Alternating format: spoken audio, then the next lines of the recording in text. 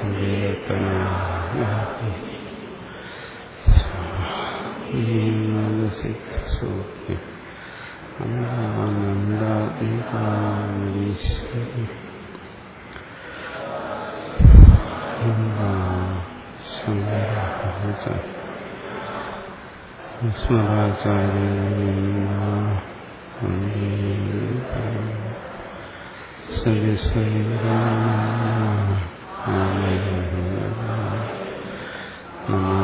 ഭഗവത്പാദം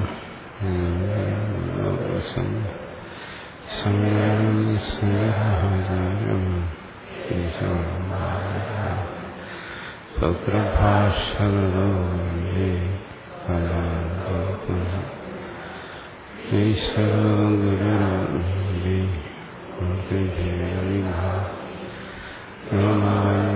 ദേഹായ ദക്ഷിണാമൂർത്തയേ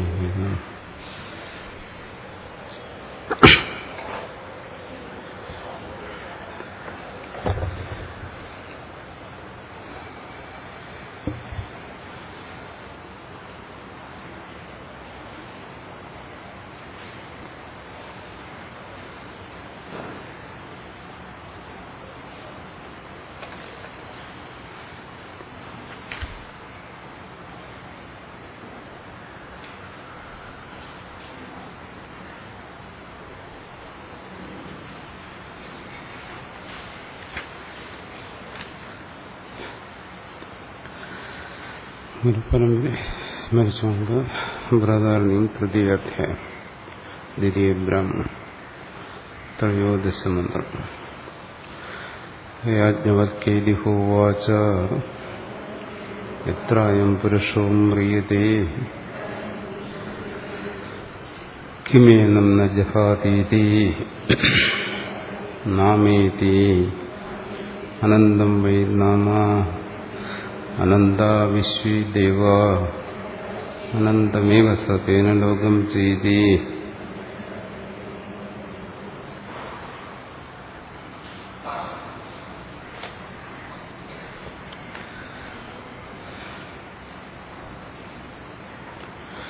മുക്തസ്യം പ്രാണ ഏവ സമവനീയന്ത ആഹോസിത് തത് പ്രയോജകമപി സർവം.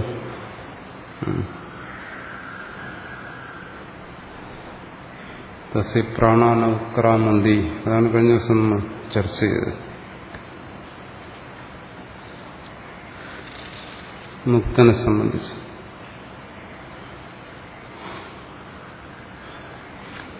ഇവിടെ ചോദിച്ചു, യാജ്ഞവൽക്കേതി ഹോവാച യത്രായം പുരുഷം മ്രിയതേ അസ്മത് പ്രാണാക്രാമന്തി അഹോ നേതി.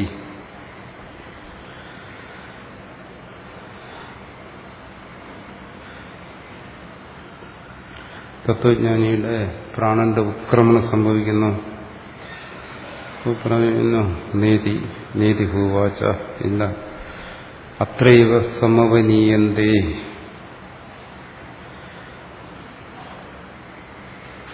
പരേണാത്മന അവിഭാഗം ഗച്ഛന്തി.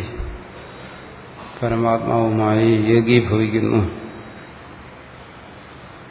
ഏകീഭാവേന സമവസൃജ്യന്തേ പ്രലീയന്തേ ഊർമയ ഇവ സമുദ്രേ. അത് നമ്മൾ ചർച്ച ചെയ്തതാണ്. എങ്ങനെയാണോ സമുദ്രത്തിൽ തിരകൾ വിലയിക്കുന്നത്, അതുപോലെ തത്വജ്ഞന്റെ പ്രാണൻ ഇന്ദ്രിയങ്ങളും മറ്റും, കേവലം പ്രാണൻ മാത്രമല്ല ഇന്ദ്രിയങ്ങളുമെല്ലാം അവനിൽ തന്നെ വിലയം പ്രാപിക്കുന്നു, ഉത്ക്രമണം സംഭവിക്കുന്നില്ല.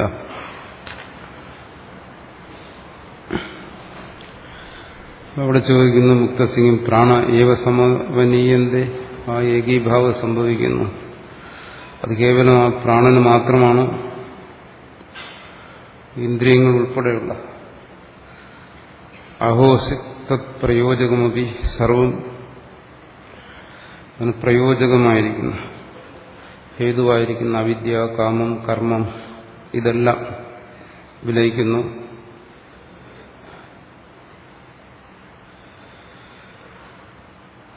അധ പ്രാണായേവ ന തത് പ്രയോജകം സർവം പ്രയോജക വിദ്യമാനേ പുനഃ പ്രാണാനാം പ്രസംഗ.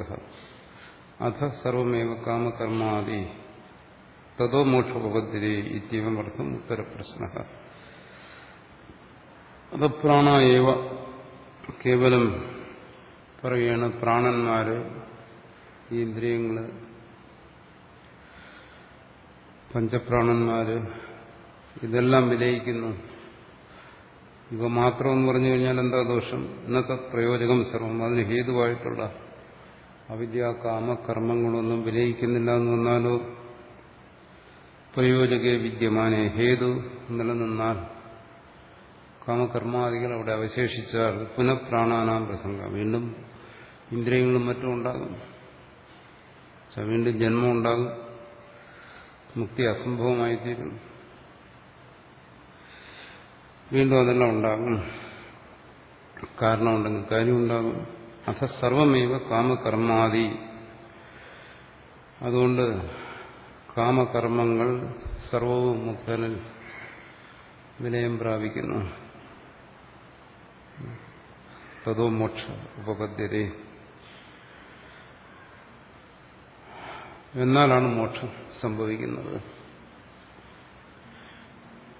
അത് പിന്നീട് ജന്മം ഉണ്ടാകാതിരിക്കുന്നത് അതുകൊണ്ടാണ് സംഭവിക്കുന്നത്.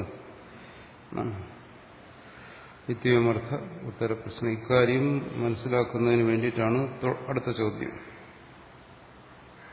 യാജ്ഞവൽക്കേരി ഹോവാച എത്രായം പുരുഷോ മ്രിയതേ കിമേനം ന ജഹാതീതി. ശരി, പുരുഷൻ മരിക്കുമ്പോൾ തത്വജ്ഞനെ സംബന്ധിച്ചാണ്. എന്താണ്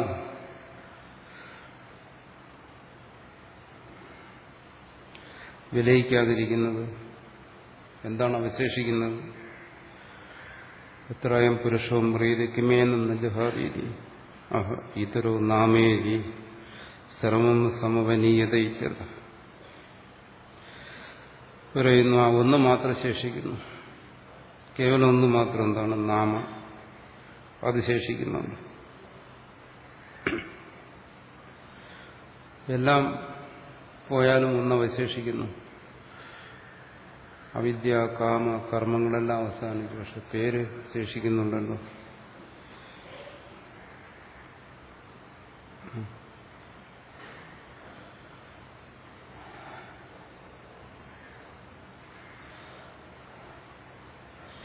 നാമേതി സർവസമവനീയതേ, ബാക്കിയെല്ലാം അവിടെ ഏകീഭവിക്കുന്നു. മുക്തനെ സംബന്ധിച്ച് ഒന്നും തന്നെ ശേഷിക്കുന്നില്ല, പക്ഷെ പേര് ശേഷിക്കുന്നു. നാമമാത്രം തന്നെ നീയതേ ആകൃതി സംബന്ധ നിത്യം ഹി നാമ. നാമം, ശബ്ദം എന്തുകൊണ്ടത് നശിക്കുന്നില്ല എന്ന് പറയുന്നു. അതിനൊരു യുക്തി ഇവിടെ പറയുകയാണ്, ഒരു ന്യായം. അതിന് ആകൃതി സംബന്ധമുള്ളതുകൊണ്ട്. ഇത് മീമാംസകളുടെ ഒരു യുക്തിയാണ്. ഇവിടെ അദ്വൈതിയും ഇവിടെ താത്കാലികമായി സ്വീകരിച്ചിരിക്കുന്നു എന്നേ ഉള്ളൂ. ഒരു മുഖ്യമായ സിദ്ധാന്തമല്ല.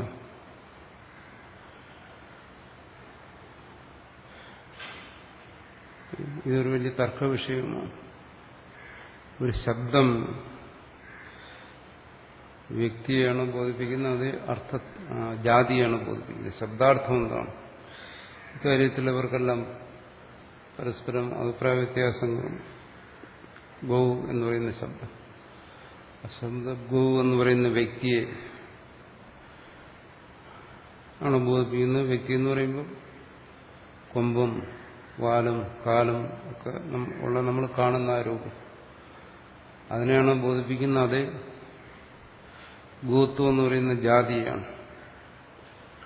മീമാംസകരും മറ്റും പറയുന്ന വ്യക്തിയല്ല, കേവലം ഒരു വ്യക്തിയിൽ അധിഷ്ഠിതമല്ല. കാരണം ആ ശബ്ദം ഒരു വ്യക്തിയിൽ മാത്രമല്ല പ്രയോഗിക്കുന്നത്.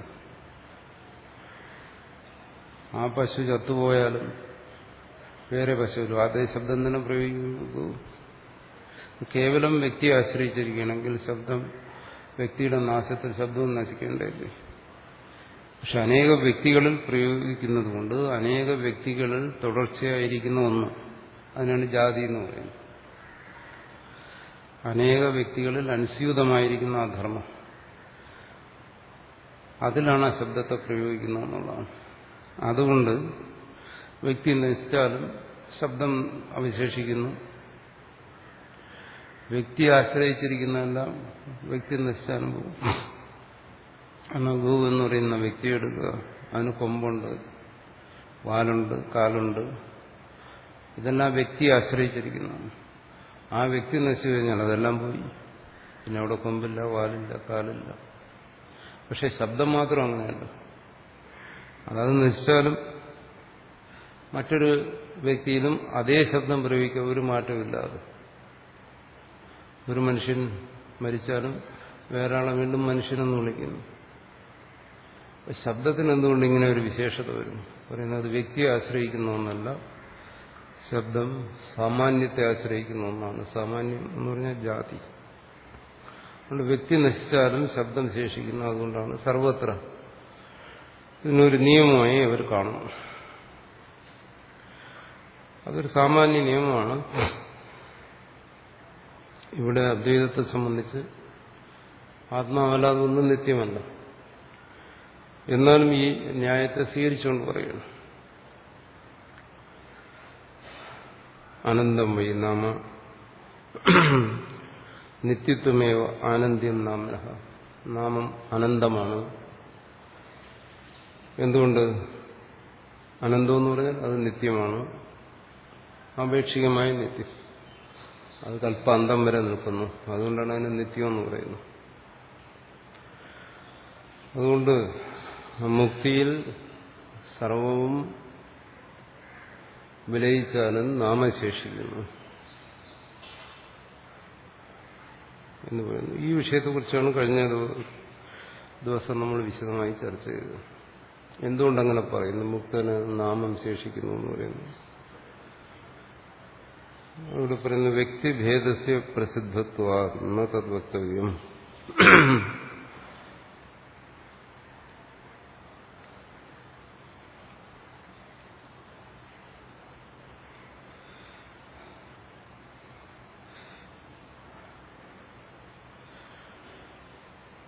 വ്യക്തിഭേദസ്യ പ്രസിദ്ധത്വ.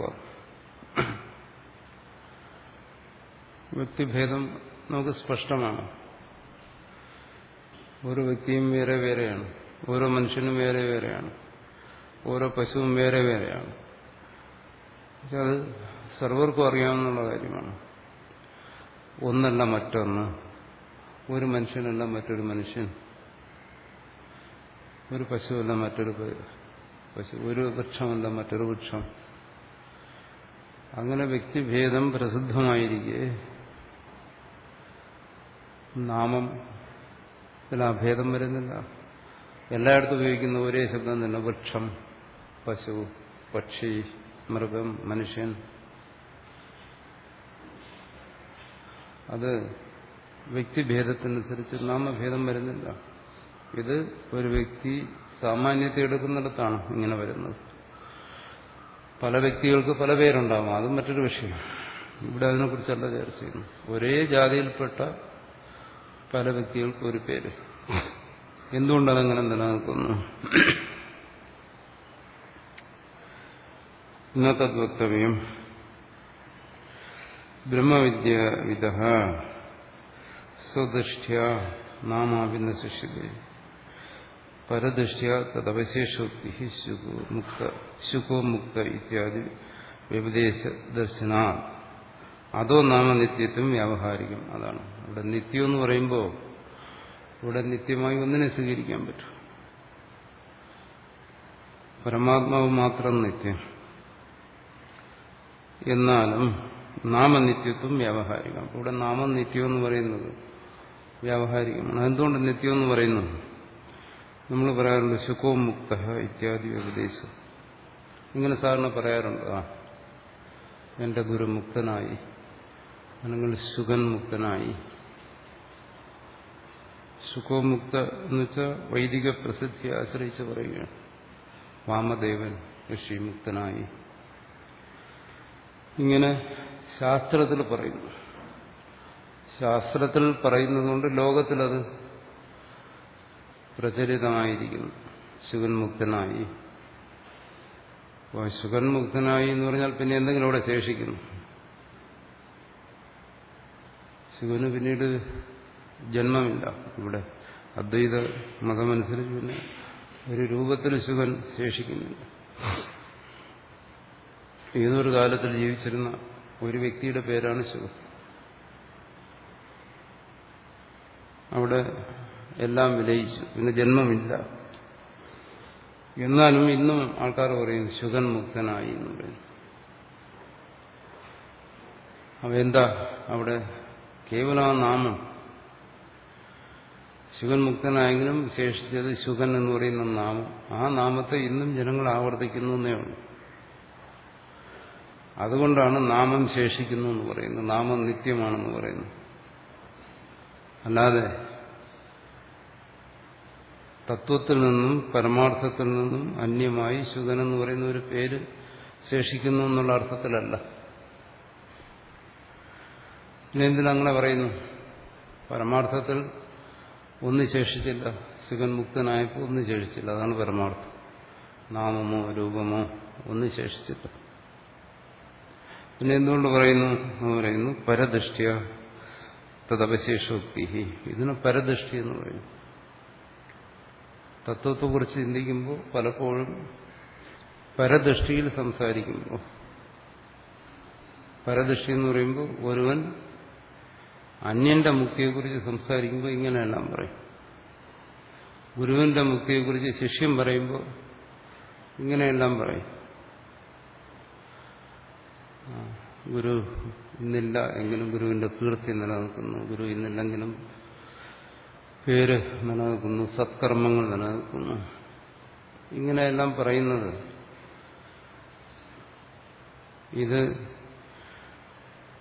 മുക്തിയുടെ ശരിയായ സ്വരൂപത്തെ കുറിച്ച് പറയുന്നതല്ല. പരദൃഷ്ടി പറയുക എന്ന് പറഞ്ഞാൽ അജ്ഞൻ അവന്റെ അജ്ഞതയിൽ നിന്നുകൊണ്ട് പറയുന്ന കാര്യങ്ങളാണ്.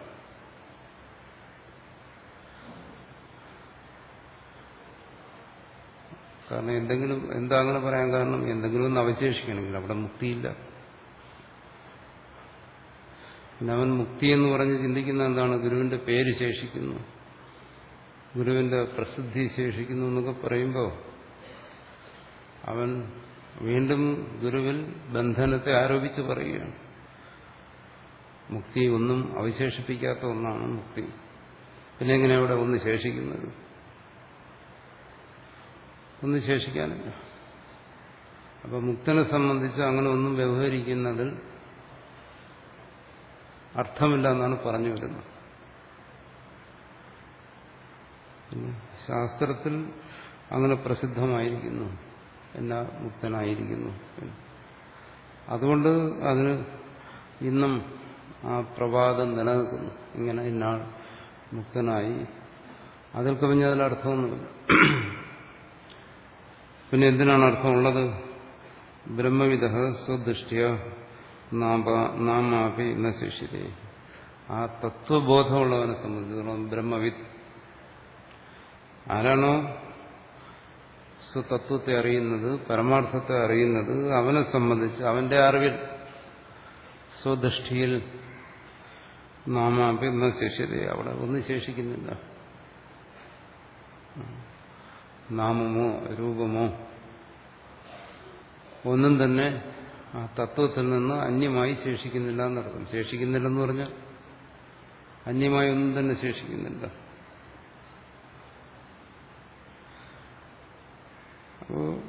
എന്ന് പറയുമ്പോൾ എന്താ അതിന്റെ താല്പര്യം?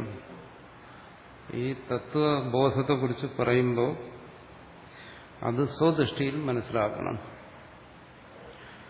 സ്വദൃഷ്ടി മനസ്സിലാക്കുക എന്ന് പറഞ്ഞാൽ നമ്മൾ ചർച്ച ചെയ്തതാണ്.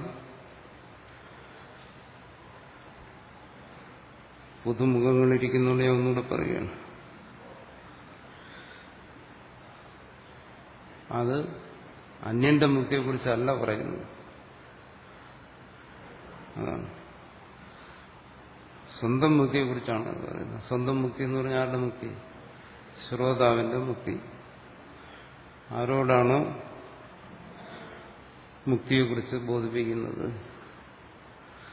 അവന്റെ മുക്തിയെക്കുറിച്ചാണ്, സ്വമുക്തിയെക്കുറിച്ചാണ് പറയുന്നത്. അല്ല ഗുരുവിന്റെ മുക്തിയെക്കുറിച്ചോ എങ്കിലും ഋഷിയുടെ മുക്തിയെക്കുറിച്ചോ ഒന്നുമല്ല ഇവിടെ ശാസ്ത്രം ബോധിപ്പിക്കുന്നത്. അങ്ങനെ മനസ്സിലാക്കിയാൽ മാത്രമേ മുക്തിയെക്കുറിച്ചുള്ള പൂർണ്ണമായ ധാരണ ശ്രോതാവിനുണ്ടാകത്തുള്ളൂ. അന്യന്റെ മുക്തിയെക്കുറിച്ചാണ് ചിന്തിക്കുകയാണെങ്കിൽ ഇങ്ങനെ പലതും ശേഷിക്കും. നാമം ശേഷിക്കും, രൂപം ശേഷിക്കും, കീർത്തി ശേഷിക്കും, കർമ്മങ്ങൾ ശേഷിക്കും. ഇതൊന്നും ശേഷിക്കാതിരിക്കുന്നതാണ് മുക്തി. അതുകൊണ്ട് സ്വദൃഷ്ടിയ, ആത്മദൃഷ്ടിയിൽ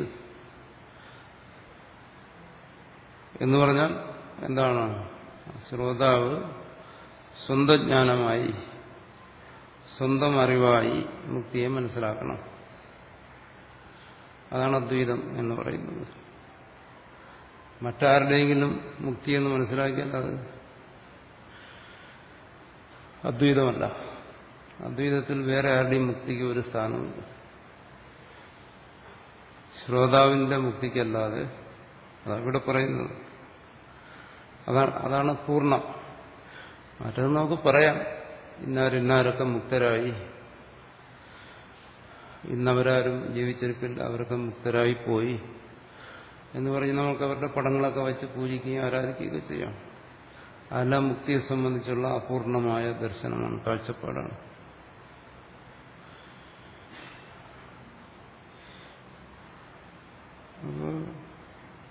എന്തുകൊണ്ടങ്ങനെ പറയുന്നു? മുക്തി എന്ന് പറയുന്നത് അവനവന്റെ അറിവാണ്. അവനവന്റെ അറിവെന്നോ അല്ലെങ്കിൽ അവനവന്റെ അറിവിന്റെ ഫലമെന്നോ രണ്ടു രീതിയിലും പറയാം. അതിന് മറ്റാരുമായിട്ടും ഒരു ഇടപാടുമില്ല. മറ്റേതെങ്കിലും ഒരു വ്യക്തിയുമായിട്ട് അതിന് യാതൊരു സംബന്ധവുമില്ല. അതാണ് ആർക്കും സ്വന്തം മുക്തിയെ മറ്റൊരാളെ ബോധിപ്പിക്കാൻ പറ്റത്തില്ല. അതുപോലെ ഒരാൾക്കും വേറൊരാളുടെ മുക്തിയെ ബോധിക്കാനും ഒക്കത്തില്ല. പിന്നെ എങ്ങനെയാ ഈ മുക്തി എന്ന് പറയുന്ന ഉണ്ട് തീരുമാനിക്കുന്നത്? അത് അവനവന്റെ തന്നെ അറിവാ. സ്വന്തം അറിവുകൊണ്ട് അത് തീരുമാനിക്കണം.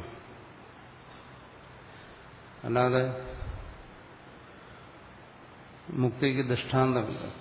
ഇനി ദൃഷ്ടാന്തത്തെ നമ്മൾ ഉണ്ടാക്കിയാൽ ഈ പറഞ്ഞതുപോലെ എന്താണ് ശുഗനെന്നോ പറഞ്ഞു കഴിഞ്ഞാൽ അത് അപൂർണമായി പോകും. അത് ദൃഷ്ടാന്തം എപ്പോഴും അതാണ്. ഒരു തത്വത്തിന്റെ ഏകദേശമായ ഒരു ധാരണ ഉണ്ടാക്കുന്നതിനാണ് ദൃഷ്ടാന്തം, അല്ലാതെ തത്വജ്ഞാനത്തിനല്ല.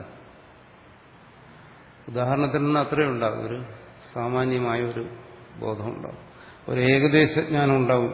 അതിങ്ങനെയൊക്കെ ആയിരിക്കും, നമുക്ക് ഊഹിക്കാൻ പറ്റും.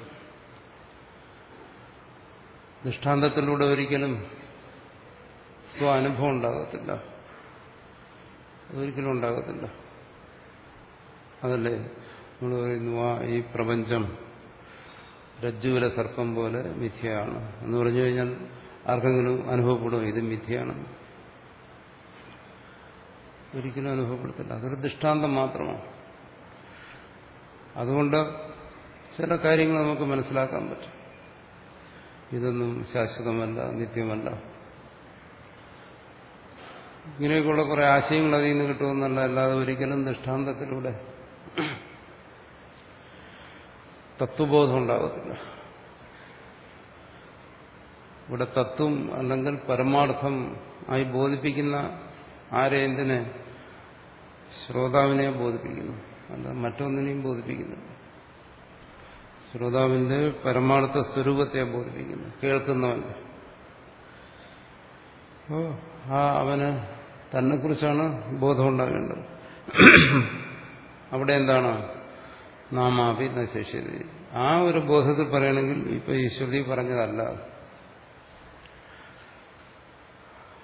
എന്നാ പറയുന്നു. ഇങ്ങനെ പറയുന്നുണ്ടെങ്കിലും അത് വ്യാവഹാരികമായി പറയുകയാണ്. അവിടെ ഒന്നും തന്നെ ശേഷിക്കുന്നില്ല, അന്യമായി ഒന്നും ശേഷിക്കുന്നില്ല എന്ന് ആവർത്തിച്ച് പറയാറുണ്ടല്ലോ. അതിപ്പോ പറയാണ്. ആഭരണങ്ങളെല്ലാം സ്വർണം തന്നെ, പാത്രങ്ങളെല്ലാം മണ്ണ് തന്നെ എന്ന് പറഞ്ഞു കഴിഞ്ഞാൽ അത് മനസ്സിലാകും. അത് മനസ്സിലാക്കാൻ പ്രയാസമില്ല. ദൃഷ്ടാന്തം എന്താണെന്ന് മനസ്സിലാകും, ഉദാഹരണം എന്താണെന്ന് മനസ്സിലാകും. അതിലാർക്കും അഭിപ്രായ വ്യത്യാസമില്ല. ഒരു താർക്കികനോട് തർക്കിക്കത്തിൽ എന്താണ്, പാത്രം മണ്ണ് തന്നെ, ആഭരണം സ്വർണം തന്നെ, ഇതിലാർക്കും അഭിപ്രായ വ്യത്യാസമുള്ളത്. അതുകൊണ്ട് അദ്വൈതമായില്ല. അദ്വൈത ബോധം അതുകൊണ്ടുണ്ടാകത്തില്ല. കാരണം അത് നിർവിവാദമായൊരു കാര്യമാണ്.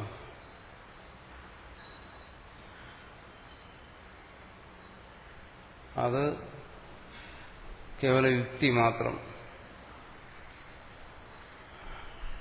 സ്വാനുഭവമല്ല. എന്ന് വെച്ചാൽ ആത്മനിഷ്ഠമായ ഒരു അനുഭവമല്ല. അത് ഒരു ദൃഷ്ടാന്തത്തിൽ കാര്യങ്ങളെ പറഞ്ഞ് ഒപ്പിച്ചെടുക്കുകയാണ്, യോജിപ്പിച്ചെടുക്കുകയാണ്. അങ്ങനെ ഒരു അനന്യത്വമുണ്ട്. അത് കേട്ടിട്ട് കൃതാർത്ഥനാകുന്നവന് ഈ പറയുന്ന പരമാർത്ഥബോധം ഒരിക്കലും ഉണ്ടാകത്തില്ല. അത് കൊണ്ട് കേവലം ഇത്രയേ ഉള്ളൂ. എന്താണ്? തന്റെ യുക്തിക്കൊരു സമാധാനം. ആത്മീകത്വം, പരമാർത്ഥം എന്നെല്ലാം പറഞ്ഞു കഴിഞ്ഞാൽ ദ്വൈതം അല്ലെങ്കിൽ ഭേദം പ്രത്യക്ഷമായിരിക്കുന്നുണ്ട്. അതിനെ ചോദ്യം ചെയ്യും. അതെങ്ങനെ സംഭവിക്കും? ഞാനും നീയും വേറെ വേറെ ആയിരിക്കുക, ആത്മീകത്വം എങ്ങനെ സംഭവിക്കും? അദ്വൈതം എങ്ങനെ സംഭവിക്കും? ഇത് യുക്തിയിൽ നിന്നുള്ള ചോദ്യമാണ്, യുക്തിയാണ്. ആ ചോദ്യത്തിന് സമാധാനമായിട്ട് പറയുന്നു. അത് ഇതുപോലെയാണ്, മണ്ണും പാത്രവും പോലെയാണ് എന്ന് പറയുമ്പോൾ അവിടെ സമാധാനമായി. ഇതെന്താ? ആത്മനിഷ്ഠമായ അറിവാണോ? അല്ല. ഇത് ബാഹ്യമായ വസ്തുനിഷ്ഠമായ ഒരു സമാധാനം മാത്രം. അങ്ങനെ ചിന്തിക്കുന്നിടത്താണ് പറയുന്നത് ഇങ്ങനെ നാമശേഷിക്കുന്നു എന്നെല്ലാം പറയുന്നു. ഇവിടെ അങ്ങനെയല്ല, ആത്മനിഷ്ഠമായ അറിവാണ്, തന്നെ സംബന്ധിച്ചുള്ള ബോധമാണ്. തന്നെ സംബന്ധിച്ചുള്ള ബോധത്തിൽ അതിനെയാണ് അനുഭവം എന്ന് പറയുന്നത്.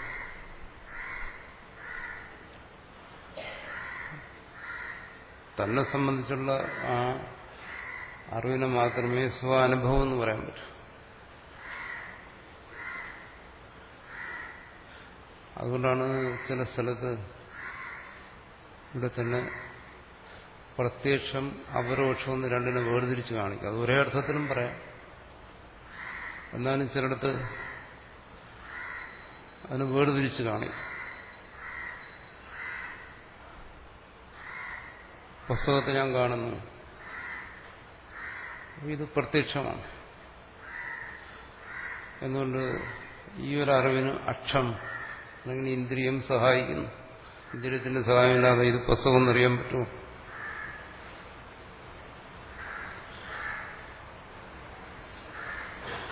അത് ഒരിക്കലും സാധ്യമല്ല. പക്ഷെ ഇവിടെ തന്നെ കുറിച്ചുള്ള അറിവിന് ഇതിന്റെ ആവശ്യമില്ല, ഇന്ദ്രിയത്തിന്റെ ആവശ്യമില്ല. താൻ ഇന്നാലാണ് അല്ലെങ്കിൽ തന്റെ പരമാർത്ഥം ഇന്നതാണ് എന്നറിയുന്നതിനും അക്ഷത്തിന്റെ ആവശ്യമില്ല, ഇന്ദ്രിയത്തിന്റെ ആവശ്യമില്ല. കണ്ണാണോ പറയുന്നത്? പഞ്ചേന്ദ്രിയങ്ങളെ ഏതെങ്കിലും ആണോ ബോധിപ്പിക്കുന്നത്? ഒന്നുമല്ല. അവിടെ പറയുന്നു അത് പ്രത്യക്ഷമല്ല, അത് അപരോക്ഷമാണെന്ന് പറയും. സാക്ഷാ അപരോക്ഷം എന്നെല്ലാം പറയുന്നു. അതെന്താ പിന്നെ ഇതിന്റെ ഒന്നും സഹായമില്ലാതെ അങ്ങനെ ഒരു അപരോക്ഷം, പ്രത്യക്ഷമല്ലാത്ത ഒരു അപരോക്ഷം?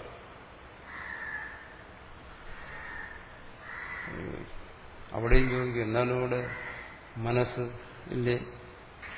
അതും ഒരു അക്ഷമല്ലേ, ഇന്ദ്രിയമല്ലേ? പിന്നെ അവിടെ അതിനങ്ങനെ വേർതിരിച്ചെന്തിനാ പറയുന്നത്? ചില സ്ഥലങ്ങളിൽ അങ്ങനെ വേർതിരിക്കുന്നത് എന്തിന്? കാരണം അവിടെ അപരോക്ഷം എന്ന് പറയുന്നത് എന്തുകൊണ്ട്? അവിടെ അപരോക്ഷം എന്ന് പറയുന്നത് അറിവിനെയാണ്. അത് അറിവിന്റെ സ്വഭാവമാണ് അപരോക്ഷമായിരിക്കുക എന്ന് പറയുന്നത്. അതിനാണ് നമ്മൾ സാധാരണ പറയുന്നത് സ്വയം പ്രകാശിക്കുക എന്ന് പറയുന്നത്. ആ സ്വയം പ്രകാശിക്കുന്നിടത്ത് അപരോക്ഷമെന്ന് പറയും. ഇന്ദ്രിയങ്ങളുടെ സഹായത്തോടുകൂടി പ്രകാശിക്കുമ്പോൾ അതിനെ പ്രത്യക്ഷമെന്ന് പറയും. അങ്ങനെ വേർതിരിച്ച് പറയും. അങ്ങനെ വേർതിരിക്കാൻ വേണ്ടിയിട്ടാണ് അവിടെ ചിലയിടത്ത് ഉപയോഗിക്കുന്നത്. പക്ഷേ ഈ അപരോക്ഷത്തിനെ തന്നെ ചിലയിടത്ത് ആത്മപ്രത്യക്ഷം എന്നെല്ലാം പറയാറുമുണ്ട്. സന്ദർഭമനുസരിച്ച് മനസ്സിലാക്കണം. എന്നാലും അങ്ങനെ ഒരു വ്യത്യാസം ഉണ്ടാകും. അതിനാണ് നമ്മൾ സാധാരണ പറയുന്നത് ആത്മനിഷ്ഠമായ അറിവ്, അന്തർമുഖമായ അറിവ്. അവിടെ ഇന്ദ്രിയ സഹായം കൂടാതെ തന്നെ സ്വസ്വരൂപം പ്രകാശിക്കുന്നു. ഇന്ദ്രിയങ്ങളും മനസ്സുമെല്ലാം ആ വെളിച്ചത്തെ പ്രതിഫലിപ്പിക്കുന്ന ഉപകരണങ്ങളെന്നേ ഉള്ളൂ. അറിവിന്റെ പ്രതിഫലനം, അതിന് സഹായിക്കുന്ന പദാർത്ഥങ്ങളാണ് മനസ്സ്, ഇന്ദ്രിയങ്ങൾ എന്നെല്ലാം പറയും. എവിടെയും പ്രതിഫലനത്തിനൊരു ഉപാധി വേണമല്ലോ. സൂര്യൻ പ്രകാശിക്കുന്നു, പ്രതിഫലനത്തിന് കണ്ണാടിയും, കണ്ണാടിയിലൂടെ നമുക്ക് ആ പ്രതിബിംബത്തെ കാണാൻ പറ്റുന്നു. ആ സ്ഥാനമേ ഉള്ളൂ മനസ്സിനും ഇന്ദ്രിയങ്ങൾക്കുമല്ല. അവിടെ സൂര്യനെ പ്രകാശിക്കുന്നതിന് കണ്ണാടിയുടെ ആവശ്യമില്ല. ഇത്രയേ ഉള്ളൂ. അതൊരു ജഡപ്രകാശം എന്നുള്ള വ്യത്യാസമേ ഉള്ളൂ. തന്റെ സ്വരൂപമായിരിക്കുന്ന പ്രകാശം, അത് നമ്മൾ പറയുന്നു എന്റെ ഉള്ളിലിരിക്കുന്ന പ്രകാശം എന്നും പറയും. ഈ പ്രകാശം ജഡമായിരിക്കുന്ന സൂര്യപ്രകാശത്തെയും പ്രകാശിപ്പിക്കുന്നു. അങ്ങനെ ജഡമായിരിക്കുന്ന സൂര്യപ്രകാശത്തെ പ്രകാശിപ്പിക്കുന്നതിന് ജഡമായിരിക്കുന്ന മനസ്സ് പോലുള്ള ഉപാധികളെ സ്വീകരിക്കുന്നു എന്നേ ഉള്ളൂ. ജഡത്തിന്റെ സഹായം, ജഡമായിരിക്കുന്ന ഇന്ദ്രിയങ്ങൾ പോലെയുള്ള ഉപാധികളെ സ്വീകരിക്കുന്നു. അവയെല്ലാം പ്രകാശിപ്പിക്കുന്നില്ല. വാസ്തവത്തിൽ സ്വരൂപം, അറിവ്, ജ്ഞാനം, ബോധം, ചിത്ത് എന്ന നിലയ്ക്ക് അത് സ്വയം പ്രകാശിക്കുകയാണ്. അതിനാണ് ഇവിടെ പറയുന്നത് സ്വദൃഷ്ട്യ, സ്വ അറിവ്, സ്വന്തം ബോധം, തന്നെക്കുറിച്ചുള്ള ബോധം എന്ന് പറയുന്നത് അന്തർമുഖമായ അറിവ്. ആ അറിവിൽ ഒന്നും തന്നെ ശേഷിക്കുന്നില്ല.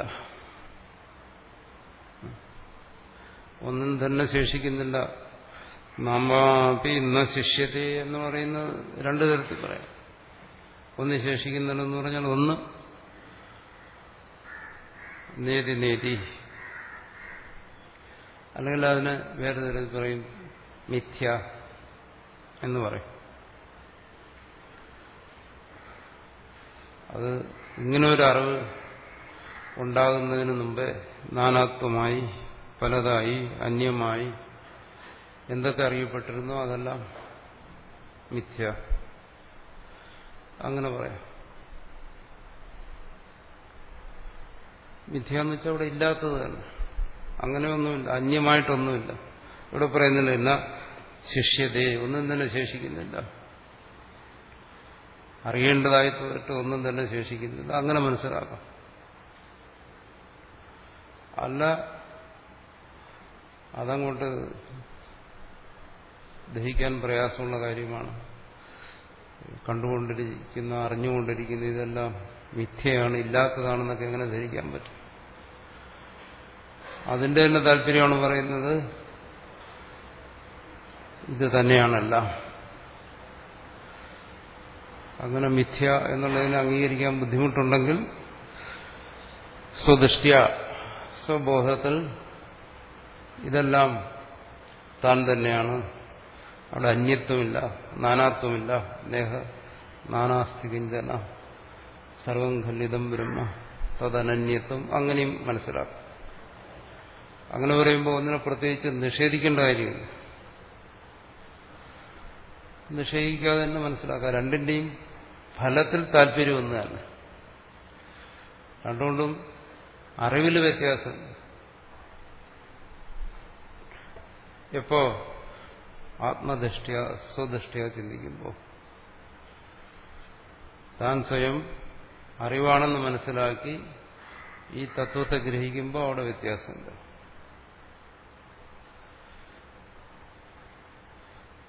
ഇത് മറ്റൊരാളുടെയും അറിവല്ല, സ്വന്തം അറിവാണ്.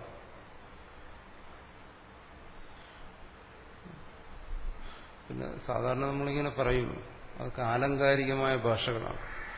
ആത്മബോധത്തെ ഒരാൾ മറ്റൊരാൾക്ക് പകർന്നു കൊടുത്തു, വിദ്യയുടെ സമ്പ്രദായമുണ്ട്, ഗുരുവിൽ നിന്ന് ശിഷ്യനിലേക്ക് പകരുന്നു. ഇതൊക്കെ ആലങ്കാരികമായ പ്രയോഗങ്ങളാണ്, പരമാർത്ഥമല്ല ഇതൊന്നും. കാരണം അങ്ങനെയൊക്കെ സംഭവിക്കണമെങ്കിൽ എന്ത് വേണം? ഇവിടെ പരമാർത്ഥത്തിൽ ഭേദം നിലനിൽക്കണം, എന്നാലേ അത് സംഭവിക്കും. ഭേദം പരമാർത്ഥമല്ലെങ്കിൽ പിന്നെ ഈ കാര്യങ്ങളൊക്കെ എങ്ങനെയാണ് സംഭവിക്കുന്നത്? ഇതൊന്നും സംഭവിക്കില്ല. സംഭവിച്ചെന്ന് കരുതുന്നുണ്ടെങ്കിൽ അത് പരമാർത്ഥമല്ല, കൽപ്പന, കാൽപ്പനികമായി ഇതൊക്കെ പറയുന്നതാണ്. പരമാർത്ഥം എന്ത്? അത് നേരിട്ട് ബോധിപ്പിക്കുകയാണ്. അതിൻ്റെ ഇടയ്ക്ക് വേറെ ഒന്നിൻ്റെയും ആരുടെയും സ്ഥാനത്ത് ഇവിടെ പറയുന്നില്ല. നീ അതാണ്, നീ ആ തത്വമാണ് എന്ന് ബോധിക്കുകയാണ്. താൻ ആ തത്വമാണെന്ന് ബോധിപ്പിക്കുന്നു. അത് സ്വദൃഷ്ടി. ആ ദൃഷ്ടിയിൽ ഇത്തരത്തിലുള്ള വ്യപദേശം ഒന്നുമില്ല, ഇത്തരത്തിലുള്ള പറച്ചിലുകളൊന്നും ഇല്ല എന്നർത്ഥം. എന്ന് പറയുന്നു, ബ്രഹ്മാസ്മീതി ദർശനേന അവിശ്വാൻ ദേവാൻ ആത്മത്വേന ഉപഗമ്യ അനന്തം ലോകം ജയതി. ബ്രഹ്മാസ്മീതി ദർശനേന, ബ്രഹ്മാസ്മി എന്നുള്ള ബോധം, ഇവിടെ ഉപദേശിക്കുന്ന ബോധം അത് താൻ തന്നെയാണ്, അല്ലെങ്കിൽ ഉപദേശിക്കുന്ന തത്വം താൻ തന്നെയാണ് എന്നുള്ള ആ അറിവ്, അങ്ങനൊരറിവ് വേണം. ബ്രഹ്മജ്ഞാനം എന്ന് പറയുന്ന ഒരു ജ്ഞാനം കൂടിയേ തീരും.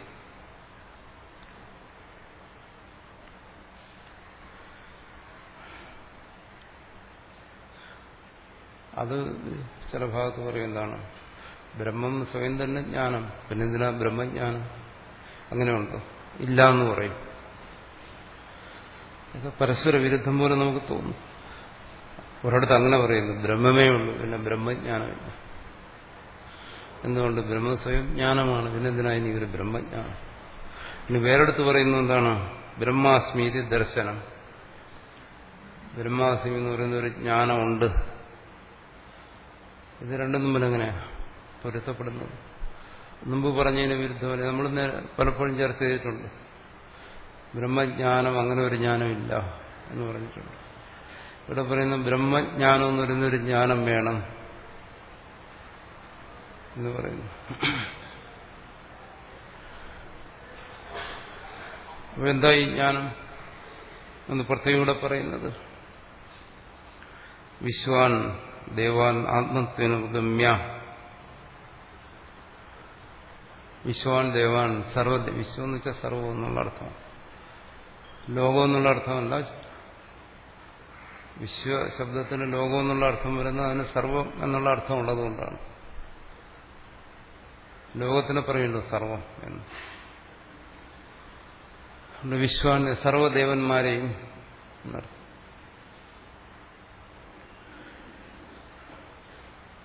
ഈ വേദത്തിൽ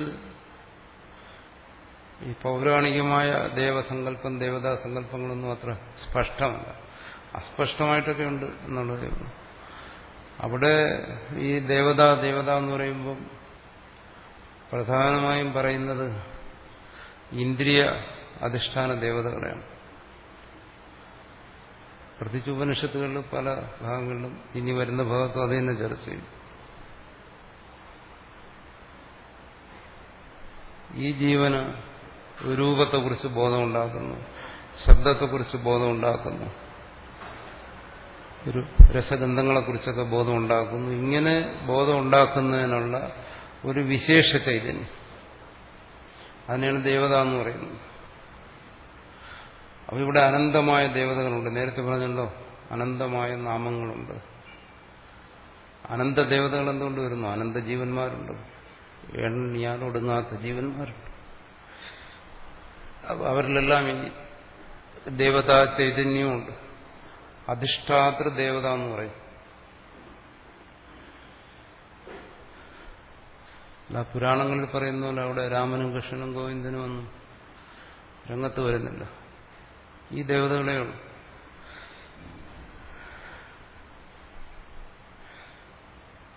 അപ്പോൾ ഈ ദേവതകളെല്ലാം ഇതെല്ലാം ചൈതന്യമാണ്.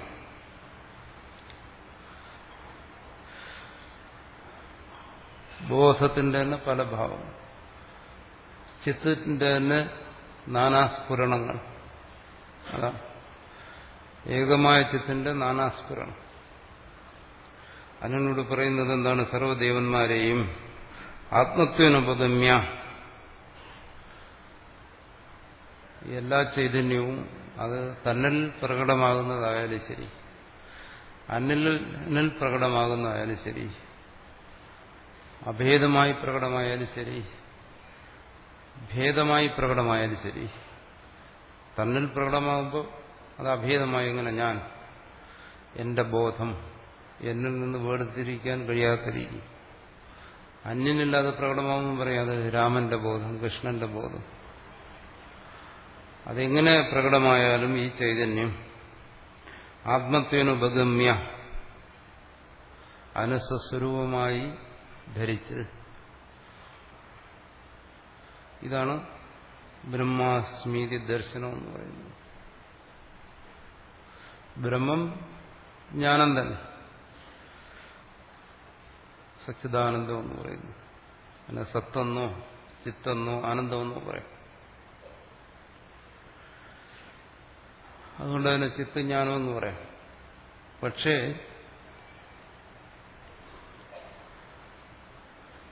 ഇവിടെ തന്റെ സ്വരൂപം അതാണ് എന്നുള്ള ബോധം ഉണ്ടാവണ്ടേ ശ്രോതാവിന്? അങ്ങനെ ഒരു ബോധത്തെ സ്വീകരിക്കേണ്ടി വരുന്നു. എന്തുകൊണ്ട്? അങ്ങനെ ഒരു ബോധമില്ലാത്തതുകൊണ്ട്. ഈ ചിത്ത തന്റെ സ്വരൂപമാണ് എന്നുള്ളൊരു ബോധം ഉണ്ടാകേണ്ട ആവശ്യം വരുന്നു. അങ്ങനെ ഒരു ബോധമില്ലാത്തതുകൊണ്ട്. അല്ലെ ശ്രുതി ബോധിപ്പിക്കുന്നു, അല്ലെങ്കിൽ ഗുരു ഉപദേശിക്കുന്നു. അങ്ങനെ ഒരു ഉപദേശം, ആ ഉപദേശത്തിൽ നിന്നുണ്ടാകുന്ന ബോധം, ഇതിന്റെയൊക്കെ ആവശ്യം എന്തുകൊണ്ട്? അങ്ങനെ ബോധമില്ലാത്തതുകൊണ്ട്. അതുകൊണ്ട് പറയുന്നു ബോധം വരുന്നു, അജ്ഞാനം നശിച്ചു, ആ ബോധമില്ലായ്മ മാറി. അവിടെ ബ്രഹ്മത്തിൽ ഒരു ജ്ഞാനം കൂടെ വേണം, ബ്രഹ്മജ്ഞാനം.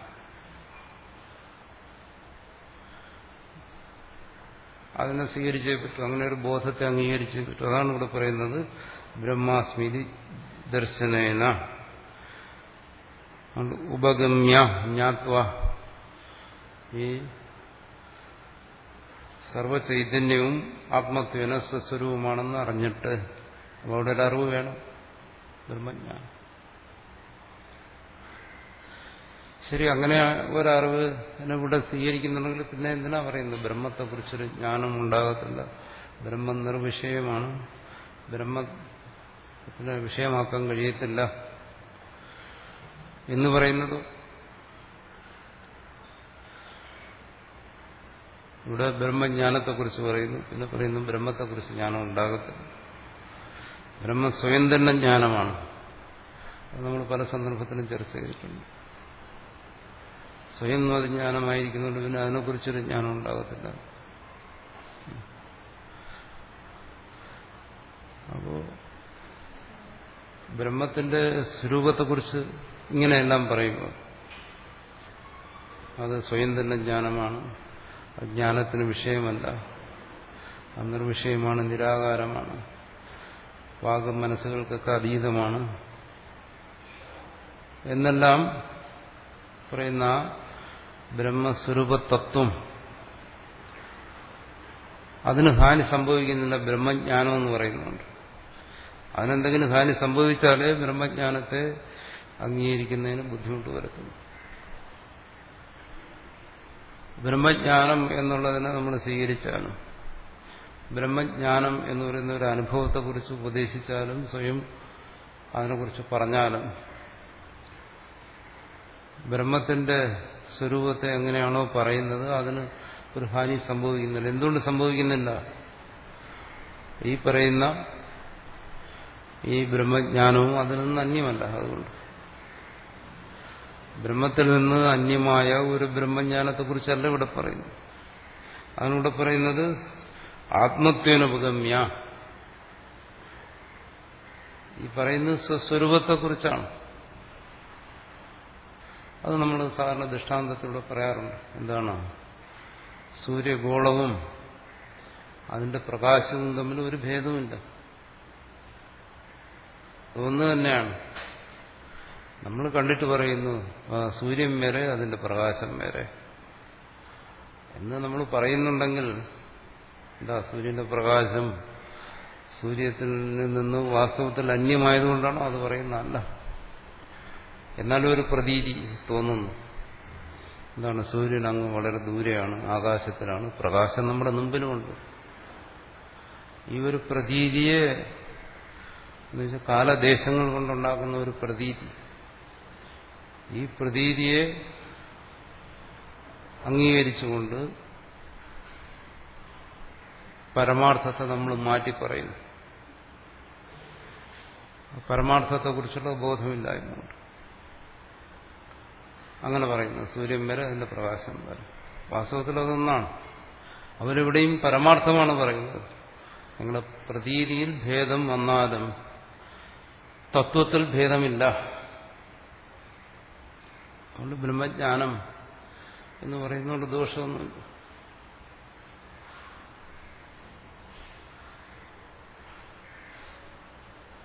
അദ്വൈതം എന്ന് പറയുന്നത് ഒരു മുട്ടാത്തർക്കമാണ്.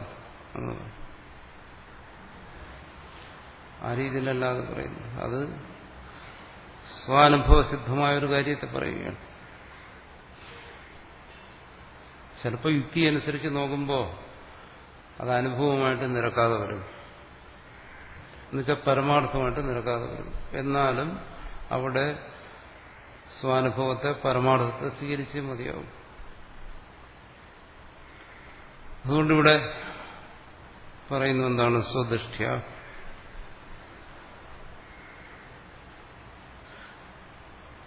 ഇവിടെ ബ്രഹ്മത്തെ സച്ചിദാനന്ദം എന്ന് തന്നെ പറയുന്നു. എന്ന് പറഞ്ഞിട്ട് പറയുന്നു അത് ഒരു ശബ്ദം കൊണ്ടും പറയാൻ കഴിയത്തില്ല. സത്തെന്നോ ചിത്തെന്നോ ആനന്ദമെന്നോ ഒന്നും പറയാൻ പറ്റത്തില്ല. സത്തെന്നോ ചിത്തെന്നോ ആനന്ദമെന്നോ പറയാൻ പറ്റില്ലെങ്കിൽ പിന്നെ എന്തിനാ സച്ചിദാനന്ദം എന്ന് പറയുന്നു? ഈ പറയുന്നതിലൊരു വൈരുദ്ധ്യമല്ലേ?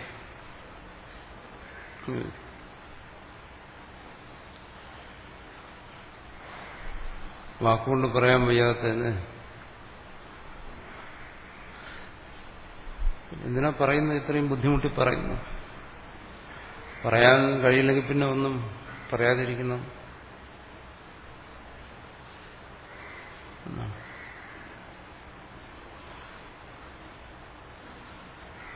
മൗനം എന്ന് പറഞ്ഞാലും രക്ഷയില്ല. മൗനം ഒരു ഭാഷയാണ് അല്ലേ? മൗനത്തിനും ഭാഷയുണ്ട്. മൗനം എന്ന് പറയുന്ന ഭാഷയാണ്.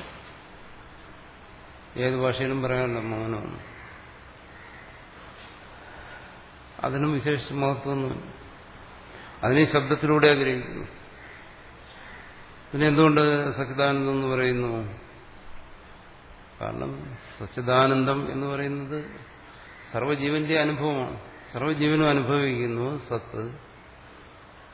എല്ലാവർക്കും അനുഭവമുണ്ട്. സത്തിന്റെ അനുഭവമുണ്ട്, ചിത്ത് അറിവിന്റെ അനുഭവമുണ്ട്, ആനന്ദത്തിന്റെ അനുഭവമുണ്ട്. ഇത് അപ്രസിദ്ധമായ ഒന്നല്ല. ആകാശകുസുമം എന്ന് പറയുന്ന പോലെ ഒന്നല്ല. ഇത് വാക്കുകൊണ്ട് പറയാൻ പാടില്ല എന്ന് പറഞ്ഞാൽ ആകാശകുസുമം പോലെ ഒരു വസ്തുവാണ്, അതുകൊണ്ട് ഇത് വാക്കുകൊണ്ട് പറയാൻ പാടില്ലെന്നുള്ള. അതുകൊണ്ടാണ് ഇവിടെ അദ്വൈതി ശൂന്യവാദത്തെ ഖണ്ഡിക്കുന്നത്. ശുദ്ധശൂന്യമായൊരു കാര്യമല്ല ഇത്. എന്തുകൊണ്ട്? സച്ചിദാനന്ദം സർവജന സിദ്ധമായൊരു കാര്യമാണ്. ഒരു തത്വം, ഒരു പരമാർത്ഥ തത്വം സത്യജിത്ത് ആനന്ദമായി അനുഭവപ്പെടുന്നു. സർവ്വജീവന്മാർക്കും അനുഭവപ്പെടുന്നു. സർവ്വജീവന്റെ അനുഭവമാണ് സത്യം ചിത്തും ആനന്ദം. ഒരു തത്വത്തിന്റെ സ്ഫുരണമാണത്. അപ്പോൾ ഈ സ്ഫുരണത്തിന് ആധാരമായിരിക്കുന്നതിനും അതേ പേരുകൊണ്ട് പറയുന്നത് സച്ചിദാനന്ദമാണ്. അപ്പോൾ ഈ അനുഭവപ്പെടുന്നതോ, ഈ സച്ചിദാനന്ദ അനുഭവം അത് അതിൽ നിന്ന് അന്യമല്ല, അത് തന്നെയാണ്.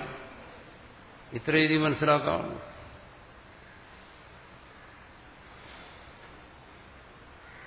അപ്പോൾ ഈ അനുഭവപ്പെടുന്നത് അതിന്റെ പരമാർത്ഥമല്ല, എന്നാൽ ഈ അനുഭവപ്പെടുന്നത് അത് തന്നെയാണ് തന്നെ.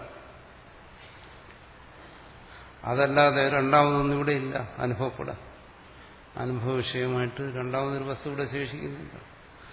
അതിവിടെ നാമരൂപാത്മകമായി അനുഭവപ്പെടുന്നു, സച്ചിദാനന്ദമായി അനുഭവപ്പെടുന്നു.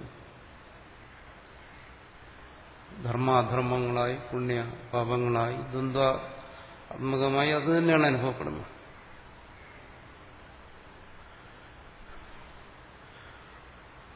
അതിന്റെ ഈ അനുഭവത്തിൽ തൃപ്തനാകുന്നില്ല അവൻ. അതുകൊണ്ട് അതിന്റെ പാരമാർത്ഥികമായ സ്ഥിതി ഇന്നതാണ് എന്ന് ബോധിപ്പിക്കുന്നു. ആ അന്വേഷണം അവനിൽ തന്നെ അവസാനിക്കുന്നു. ഇതിന്റെ പരമാർത്ഥം താൻ തന്നെയാണ്. ആത്മത്വേനുപഗമ്യ, താനായി ധരിച്ച്. അവിടെ ആ അറിവും ബ്രഹ്മജ്ഞാനം എന്ന് പറയുന്ന അറിവും അതിൽ നിന്ന് അന്യമല്ല. അതുകൊണ്ട് അങ്ങനെ ഒരു അറിവിനെ സ്വീകരിക്കുന്നുണ്ട് ബ്രഹ്മത്തിന്റെ ഏകത്വം, അദ്വൈതത്വം തുടങ്ങിയ പാരമാർത്ഥിക സ്വഭാവത്തിന് ഹാനിയൊന്നും സംഭവിക്കുന്നില്ല. അനന്തം ലോകോ ജയതി, അനന്തമായ ലോകത്തെ പറയുന്നു. ദേശകാലങ്ങൾ കൊണ്ട് പരിച്ഛിന്നമല്ലാത്ത ഒന്നിനെ,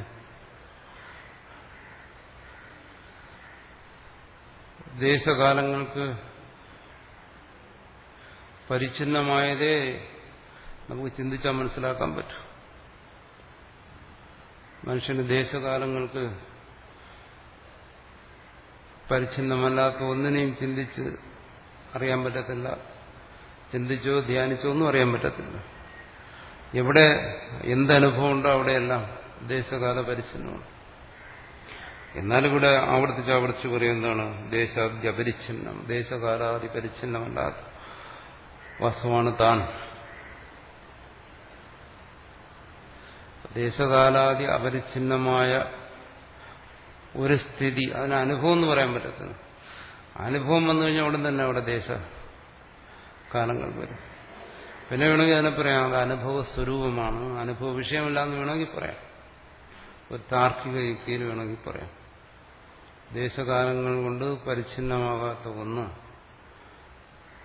അത് അനുഭവ വിഷയമല്ല, അനുഭവ സ്വരൂപമാണ്. കാരണം വ്യവഹാരത്തിന് ദേശകാലങ്ങൾ ആവശ്യമാണ്.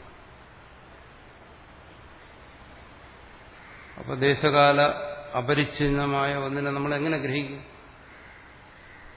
അവ്യവഹാര്യമായിരിക്കുന്ന ഒന്നിനെ എങ്ങനെ ഗ്രഹിക്കും?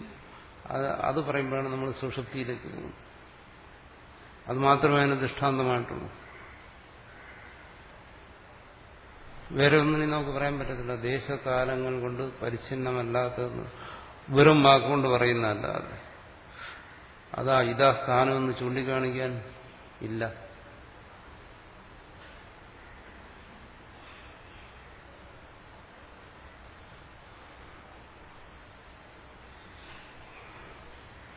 ഇനി വരുന്നൊരു ഭാഗത്ത് അടുത്ത് വരുന്നൊരു ഭർതൃഹരിയുടെ വ്യാഖ്യാനമുണ്ട്, ഭർതൃപ്രപഞ്ചന്റെ വ്യാഖ്യാനം. അതിന് ഭാഷ്യകാരൻ ഖണ്ഡിക്കുന്ന ഒരു ഭാഗമുണ്ട്. ഇന്നത്തെ കാലത്ത് വലിയ പ്രസക്തി എന്നുള്ള കാര്യമില്ല.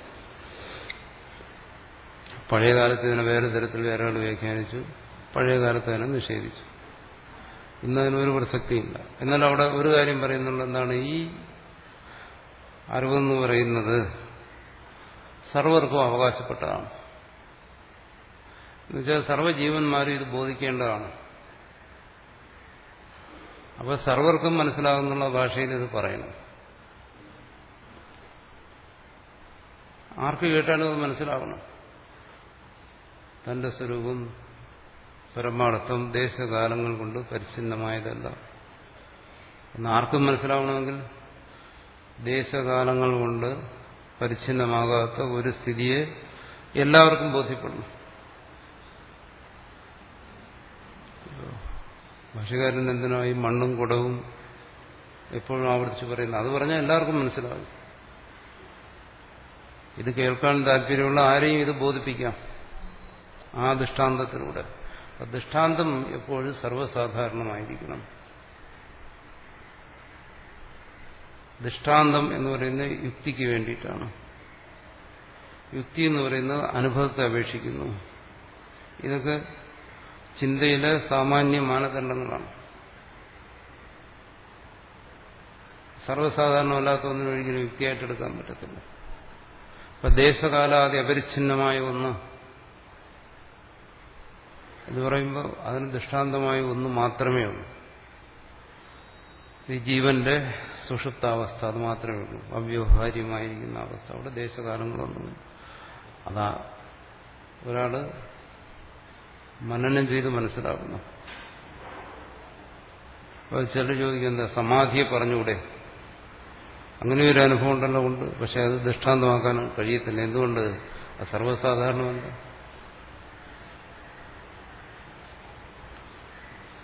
അത് സർവ്വസാധാരണമായ ഒന്നല്ല. എനിക്ക് കൊമ്പുണ്ടെന്ന് ഞാൻ പറഞ്ഞു കഴിഞ്ഞാൽ മറ്റുള്ളവരത് അംഗീകരിക്കണമെന്നില്ല. എല്ലാവർക്കും കൊമ്പുണ്ടെങ്കിൽ അത് അംഗീകരിക്കും. ശരി, എല്ലാവരും അവരുടെ കൊമ്പിൽ തപ്പി നോക്കും. ശരിയാണല്ലോ, എനിക്കുണ്ടല്ലോ. അങ്ങനെ കേൾക്കുന്നവർക്ക് ഇത് തപ്പി നോക്കാൻ കഴിഞ്ഞില്ലെങ്കിൽ എന്റെ കൊമ്പിനെ ഒരിക്കലും ദൃഷ്ടാന്തമായി എടുക്കാൻ ഒക്കത്തില്ല. അതെന്റെ ഒരു സ്വകാര്യത വേണമെങ്കിൽ പറയാം, മറ്റുള്ളവരുടെ ഇത് പറയാൻ കൊള്ളത്തില്ല. ഇതങ്ങനെയല്ല. തത്വചിന്തയിൽ അങ്ങനെയല്ല. ദൃഷ്ടാന്തം പറയുമ്പോൾ അത് സർവജനസിദ്ധമായിരിക്കും. ലോകവ്യവഹാരത്തിൽ അംഗീകരിക്കുന്നതായിരിക്കും.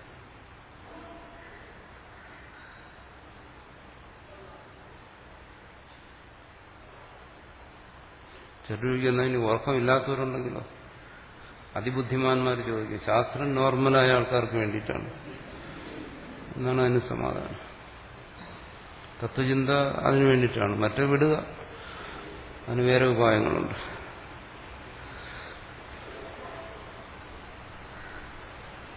ദേശകാലാദി അപരിച്ഛിന്നമായിരിക്കുന്ന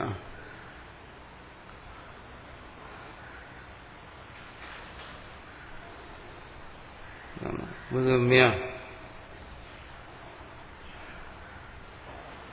വിശ്വാൻ ദേവാനാത്മത്വേന ഉപഗമ്യ അനന്തം ലോകം, അനന്തമായ ലോകത്തെ, അനന്തം വൈ നാമ നിത്യമേവ ആനന്ദ്യം നാമനഃ തത് ആനന്ദ്യ അധികൃതാനന്ദ വൈ വിശ്വദേവാഃ അനന്തമേവ സ തേന ലോകം തേജി. അനന്തമായ ലോകത്തെ. എന്താണ് ഈ അനന്തമായ ലോകം? ഇത്തരം ദൃഷ്ടാന്തത്തിലൂടെ ബോധിപ്പിക്കുന്ന യുക്തിയിലൂടെ സ്വാനുഭവത്തിൽ പ്രകാശിപ്പിക്കുന്ന ആ ലോകം.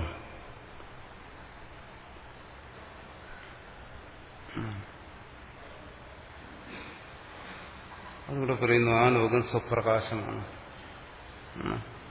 അതാണ് നേരത്തെ ഞാൻ പറഞ്ഞ സ്വപ്രകാശമായ അറിവെന്ന് പറഞ്ഞു.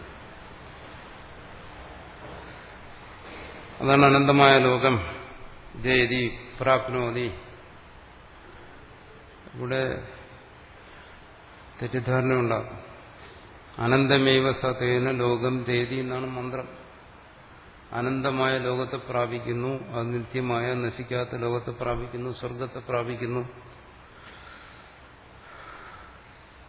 എത്രായം പുരുഷോ മ്രിയത്തെ കിമേനം ന ജഹാതീതി നാമ ഇതി അനന്തം വൈ നാമ അനന്ത വിശ്വദേവ അനന്തമേവ സത്യേന ലോകം ചെയ്തു.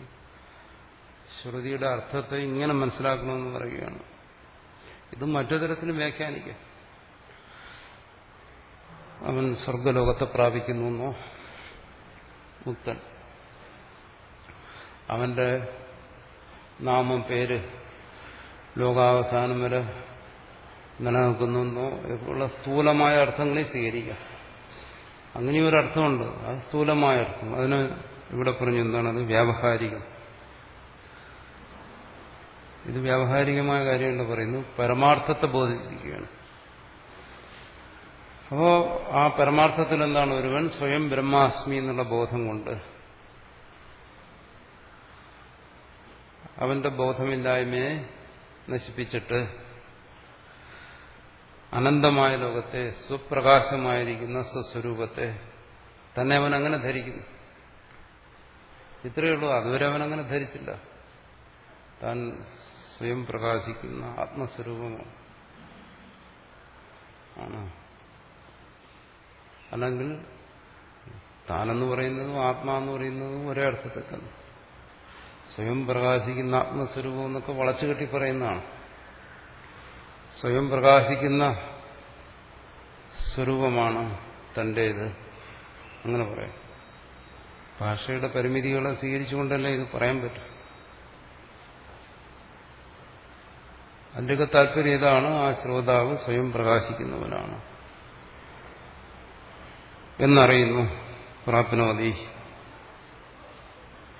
എന്നാണ്. ഇത് സിദ്ധാനുവാദോ പറയുന്നു. ഇത് ഇവിടെ ഇങ്ങനെ എന്തുകൊണ്ട് വ്യാഖ്യാനിച്ചു? ഇവിടെ ചിലര് ഭർത്തൃപൂർവഞ്ചനും മറ്റും വേറെ അർത്ഥത്തിൽ വ്യാഖ്യാനിക്കുന്നു. പറയുന്നു ഇത് ശ്രുതിസിദ്ധമായ തത്വമാണ്. അഹം ബ്രഹ്മാസ്മി, തത്വമസി തുടങ്ങിയ ഭാഗങ്ങളിലെല്ലാം ഈ സ്വാനുഭവത്തെക്കുറിച്ചാണ് ചർച്ച ചെയ്യുന്നത്.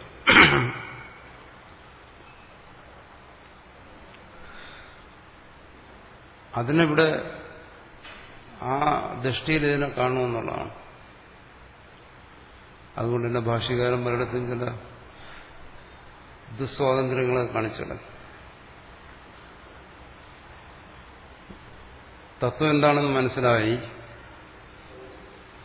അത് വ്യക്തമായി പറയുന്ന ഭാഗങ്ങളുണ്ട്. തത്വമസി, അഹം ബ്രഹ്മാസ്മി തുടങ്ങിയ ഭാഗങ്ങളെന്നും മനസ്സിലാക്കി.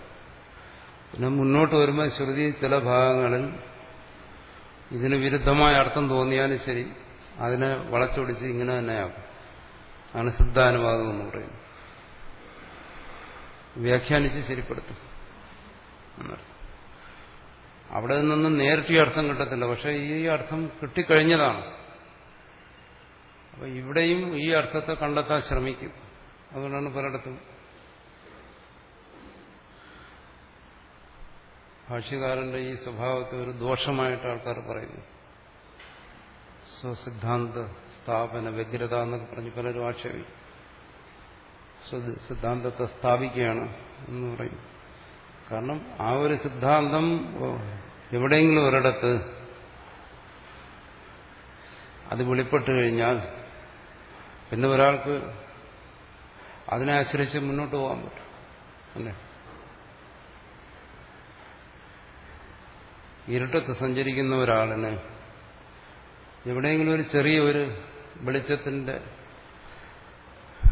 ഒരു ചെറിയൊരു ആശ്രയം കിട്ടിയ, ഒരു ചെറിയൊരു കൈത്തിരി കിട്ടിക്കഴിഞ്ഞാൽ മുമ്പോട്ട് പോകുന്നെങ്കിൽ പിന്നെ ആൾക്ക് ഇരുളിനെ ആശ്രയിച്ച് പോകാൻ പറ്റത്തില്ല. ആ വെളിച്ചത്തെ ആശ്രയിച്ചേ പോകാൻ പറ്റും. അത് വെളിച്ചമാണെന്ന് ബോധ്യപ്പെട്ടാൽ പിന്നെ ഇരുളിനെ ആശ്രയിച്ച് പോകാൻ പറ്റും. ആ വെളിച്ചത്തെ തന്നെ സ്വീകരിച്ചുകൊണ്ടേ മുന്നോട്ട് പോകാൻ പറ്റും. അപ്പോൾ എവിടെയെങ്കിലും തത്വ സ്പഷ്ടമായാൽ, വ്യക്തമായാൽ മുമ്പോട്ട് പോകുമ്പോൾ ആ വ്യക്തതയെ ആശ്രയിച്ചു പോകും. അപ്പൊ വ്യക്തത ഇല്ലാത്തിടത്ത് വ്യക്തത ഉണ്ടാക്കും. ഇരുളുള്ളിടത്ത് ആ വെളിച്ചം കൊണ്ടായിരുന്ന ഇല്ലാതാക്കും, നശിപ്പിക്കും. അതുകൊണ്ടാണ് സിദ്ധാനുവാദം എന്ന് പലയിടത്തും പറയുന്നത്. അപ്പോൾ ശ്രുതിയുടെ താല്പര്യത്തെ അറിഞ്ഞവനെ സംബന്ധിച്ചിടത്തോളം ആ അറിവെന്ന് പറയുന്നത് ഇതിനെ തന്നെയാണ് സ്വാനുഭവം എന്ന് പറയുന്നത്. അപ്പൊ അയാൾ മുമ്പോട്ട് പോകുന്ന ആ സ്വാനുഭവത്തിന്റെ വെളിച്ചത്തിലാണ്. അപ്പോൾ ആ അനുഭവത്തിന് വിരുദ്ധമാണെന്ന് എന്തിനെങ്കിലും കണ്ടു കഴിഞ്ഞാലും ആ അനുഭവത്തിൽ അതിന് നിൽക്കാൻ കഴിയത്തില്ല. അത് സ്വയം നശിച്ചു പോകും. വെളിച്ചത്തിന് ഇരുളിന് നിൽക്കാൻ കഴിയത്തില്ല. ഇരുളിന്റെ സൃഷ്ടിയായ ഭൂതപ്രേത പിശാചിക്കൊന്നും വെളിച്ചത്തിന് നിൽക്കാൻ പറ്റത്തില്ല. അതുകൊണ്ടാണ് സിദ്ധാനുവാദം എന്ന് പറയുന്നത്. ബ്രഹ്മവിദ്യ സ്തോതും ഇതുവരെ പറഞ്ഞതെല്ലാം ബ്രഹ്മവിദ്യയെക്കുറിച്ചുള്ള സ്തുതിയാണ് എന്നെടുത്താണ്. ഇതുവരെ നമ്മൾ ചർച്ച ചെയ്തതല്ല. ബ്രഹ്മവിദ്യയെ സ്തുതിക്കുകയാണ്. അത്രയും മഹത്താണത്. അത് ഇതിനെ സംബന്ധിച്ചുള്ള സ്വസ്വരൂപത്തെ സംബന്ധിച്ചുള്ള അജ്ഞാനത്തെ, സംശയത്തെ, വിപരീയത്തെ എല്ലാം ഹനിക്കുന്നതിന് ശേഷിയുള്ള ഒന്നാണ്. അങ്ങനെ അത് മുക്തിയെ നൽകുന്നതാണ്, അല്ലെങ്കിൽ മുക്തി സ്വരൂപമാണ്, എങ്ങനെ വേണോ പറയാം. അതാണ് അതിന്റെ മഹത്വം. അവിടെ പിന്നെ ആ മുക്തിയല്ലാതെ മറ്റൊന്നും ശേഷിക്കുന്നില്ല. മറ്റുള്ളതെല്ലാം സ്വദൃഷ്ടിയിൽ നിന്ന് പ്രത്യേകം ഇവിടെ കൂട്ടിച്ചേർക്കണം. അനന്യമാണ്, ഒന്നും തന്നെ അവശേഷിക്കുന്നില്ല.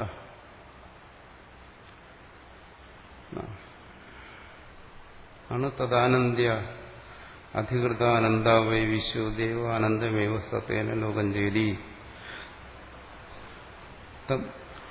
നാമ ആനന്ദ്യ അധികൃതാൻ വിശ്വാൻ ദേവാൻ ആത്മത്വനുപേത്യ.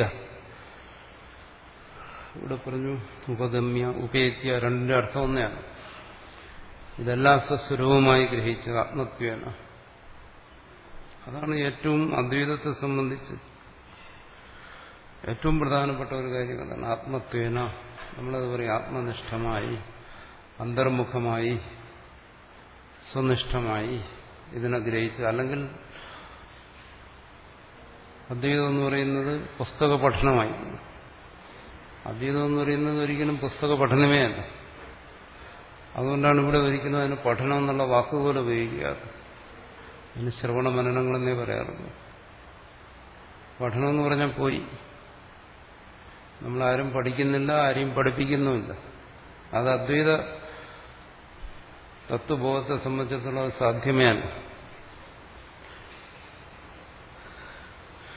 പിന്നെന്താണ് ആത്മത്വന ഉപേത്യ, സ്വസ്വരൂപമായി ഗ്രഹിച്ച് തേന ആനന്ദദർശനേന, ആ ആനന്ദബോധം കൊണ്ട്. അതാണ് ആനന്ദബോധം. അല്ലാതെ ഇന്നയാള് മുക്തനായി,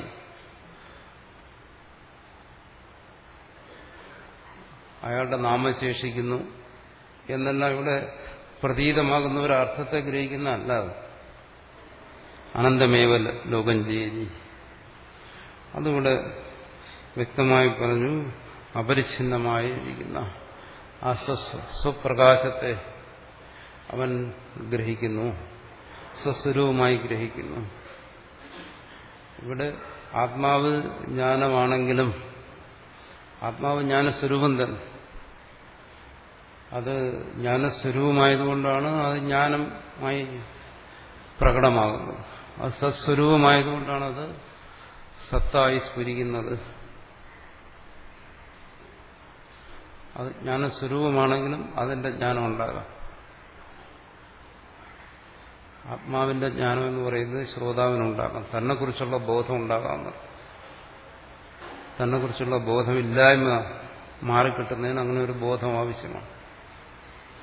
അങ്ങനെ ഒരു ആ ബോധം ഒരിക്കലും തന്നെ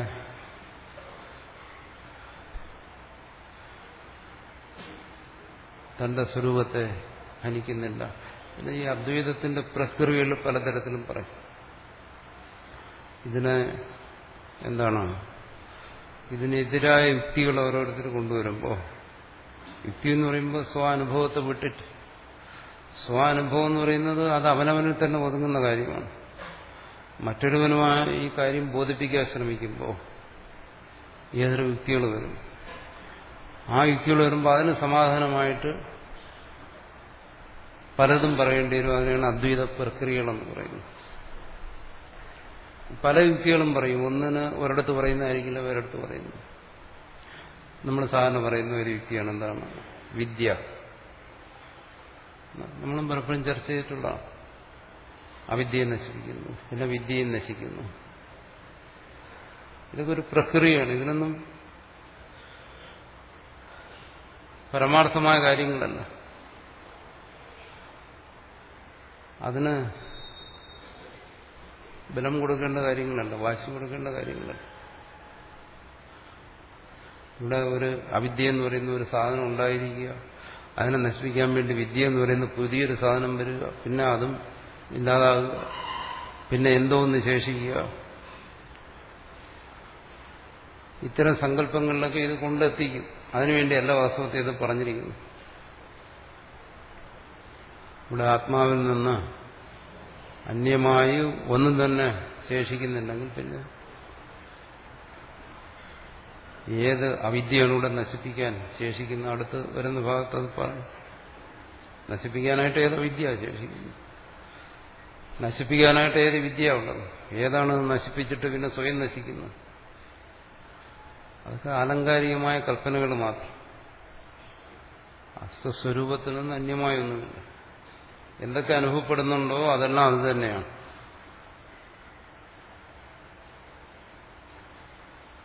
അതിൽ നിന്ന് അന്യമായി അവിദ്യ എന്ന് പറയുന്ന ഒരു പ്രത്യേകിച്ചൊരു സാധനമില്ല. അതിനെ നശിപ്പിക്കാൻ അതിൽ നിന്ന് അന്യമായ വിദ്യ എന്ന് പറയുന്ന ഇനി വേറൊരു സാധനം വരേണ്ട കാര്യമില്ല. ഇനി ഇത് രണ്ടും കൂടെ പോകാനൊരു നരകവുമില്ല, രണ്ടും നശിച്ചു പോകാൻ. അങ്ങനെയൊന്നുമില്ല.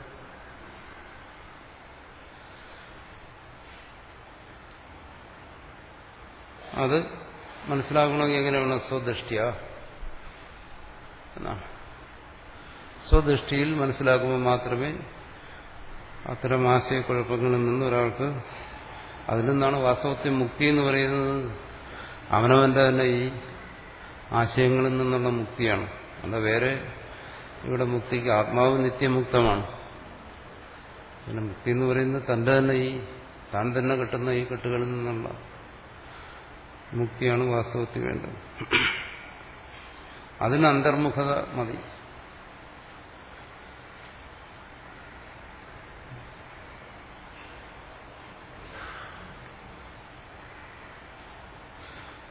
അടുത്ത് പറയുന്നു, യാജ്ഞവൽക്യേതി ഹോവാച യത്രാസ്യ പുരുഷസ്യ മൃതസ്യ അഗ്നിം വാഗ് അപ്യേതി വാതം പ്രാണഃ ചക്ഷുരാദിത്യം മനശ്ചന്ദ്രം ദിശഃ ശ്രോത്രം പൃഥിവീം ശരീരം ആകാശം ആത്മാ ഔഷധിർലോമാനി വനസ്പതീൻ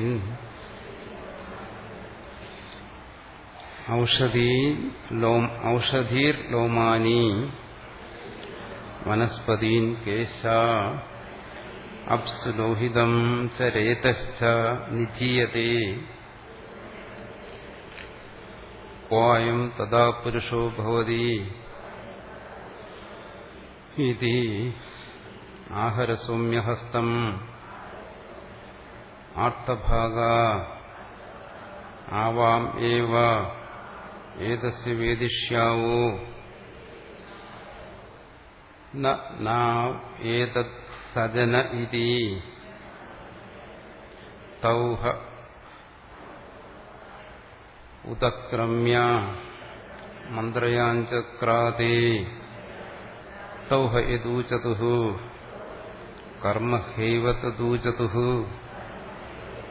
അധ യത് പ്രശംസതുഃ കർമ്മ ഹൈവ തത് പ്രശംസതുഃ പുണ്യോ വൈ പുണ്യേന കർമ്മണ ഭവതി പാപപാപേനേതി തതോഹ ജഗത്കാരവ ആർത്തഭാഗ ഉപരരാമ.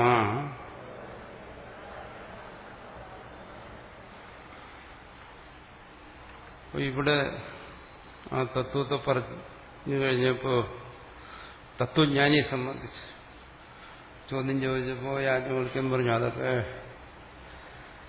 പറഞ്ഞതിന്റെ താല്പര്യം അതൊക്കെ സ്വദൃഷ്ടിയിൽ അന്തർമുഖമായി സ്വയം ഗ്രഹിക്കേണ്ട കാര്യങ്ങളാണ്. ഇവിടെ ഇപ്പൊ ശ്രമിക്കുന്നത് എന്താണ്?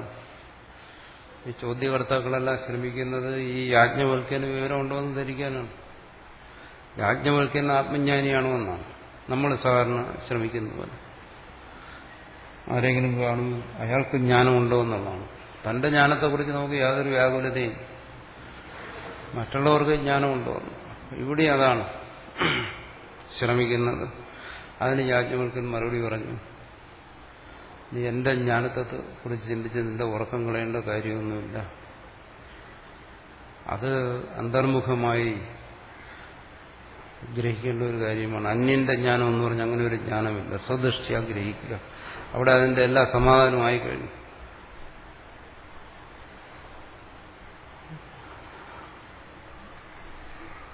ഇവിടെ ഇനി മറ്റൊരു ചോദ്യം ചോദിക്കുകയാണ്.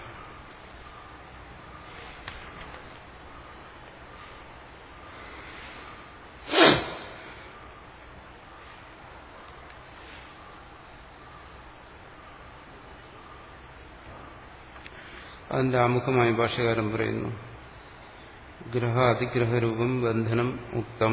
മുമ്പ് ചർച്ച ചെയ്ത ഭാഗമാണ്. ഇന്ദ്രിയങ്ങളും വിഷയങ്ങളും, അങ്ങനെയാണ് ഗ്രഹ അതിഗ്രഹം എന്ന് പറഞ്ഞത്. അതാണ് ബന്ധനം എന്ന് പറഞ്ഞു. അത് മൃത്യുവാണ്. തസ്യജ മൃത്യോറും മൃത്യുസദ്ഭവാ മോക്ഷച്ച ഉപദ്ധ്യതേ. ആ മൃത്യു എന്നുള്ള മോക്ഷം, മുക്തി.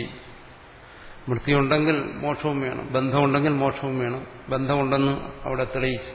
അപ്പോൾ മോക്ഷവും സിദ്ധമാണ്. സജ മോക്ഷോ ഗ്രഹാതിഗ്രഹ രൂപാണാം ഇഹൈവ പ്രളയ പ്രദീപ നിർവാണവത്. ആ മോക്ഷം എന്ന് പറയുന്നത് എന്താണ്? അതാണ് ഇവിടെ വിശദീകരിച്ചത്. ഈ ഗ്രഹ അതിഗ്രഹങ്ങളുടെ പ്രളയമാണ്. ഇവിടെ തന്നെ എന്നെടുത്ത് പറയുന്നു.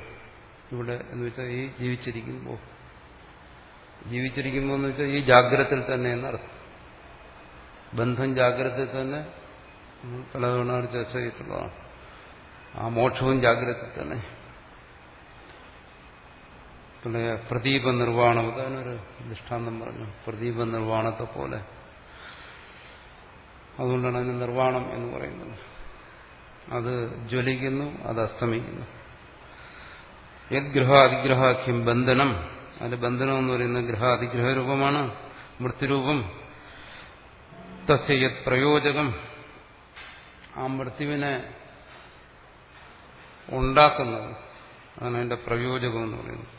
പ്രയോജകം എന്ന് വെച്ചാൽ സാധാരണ അർത്ഥം കാരണമെന്നാണ്. അതിനെ തന്നെ നമ്മൾ പറയുന്നത് ഉണ്ടാക്കുന്നത്.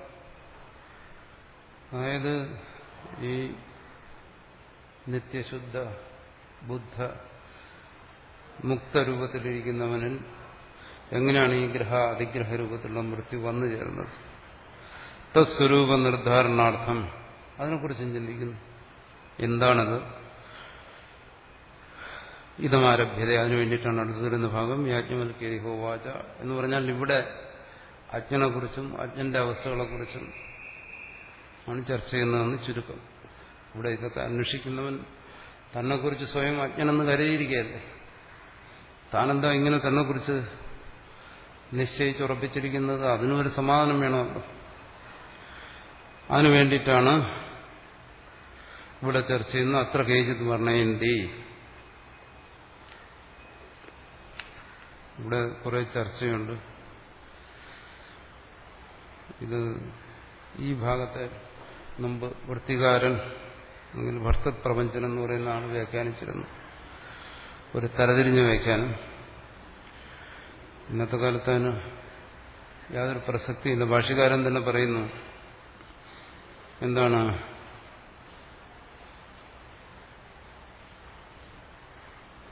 ഈ ചർച്ചയുടെ അവസാനം പറയുന്നു,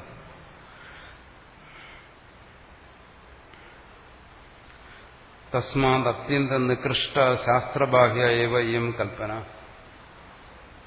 ഇതുവരെ പറഞ്ഞ ഈ വ്യാഖ്യാനം എന്ന് പറയുന്നത് അത്യന്തം നികൃഷ്ടമാണ്, ശാസ്ത്രബാഹ്യവുമാണ്.